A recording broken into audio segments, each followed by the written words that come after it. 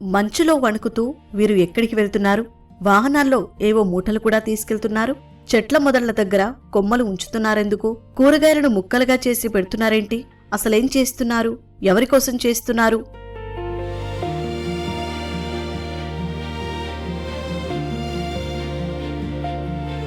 చలికాలం వచ్చిందంటే గజగజ వణికిపోతాం.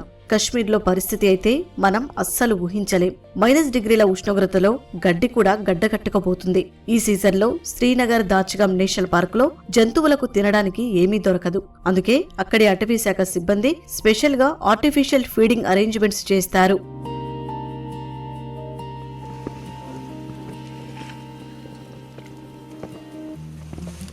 के लिए ये हमारा एक रूटीन चल रहा है प्रोसेस कि हमारा जो फ्लैगशिप स्पीशीज है दाचिगम का वो हांगुल है।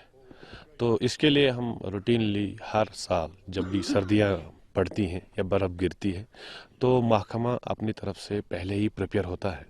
अक्टूबर के महीने में हमने सप्लीमेंट्री फीड रखा होता है पहले ही, वो चाहे बाछाज हो, और उसके बाद में हम वक्तन फ़वक्तन इनके लिए सब्जियाँ ये लाते हैं मार्केट से।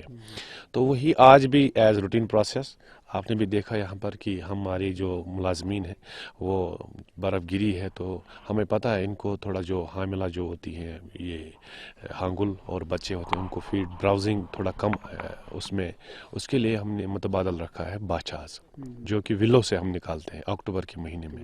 तो उस वही विलो बाछाज हमने आज सेपरेट किए यहाँ पर लगाए। हर एक विंटेज पॉइंट जो भी हमें पता है क्योंकि कई फील्ड स्टाफ को पता होता है कहाँ कहाँ ये ज़्यादा आते हैं, वाटर होल है, दूसरी जगह साटर लेक्स जहाँ रखते हैं, ये ओक पे जो है इसमें हम कंटिन्यूसली ये बाछाज रखते हैं। और भी दो जगह हैं जहाँ हम बाछाज डालते हैं। సాధారణంగా జంతువులకు తినడానికి అడవుల్లో ఏమీ దొరకకపోతే జనావాసాల మీద దాడులు చేస్తాయి. ఆ దాడులను అరికట్టేందుకు ఫారెస్ట్ సిబ్బంది ఇలాంటి ఏర్పాట్లు చేస్తారు.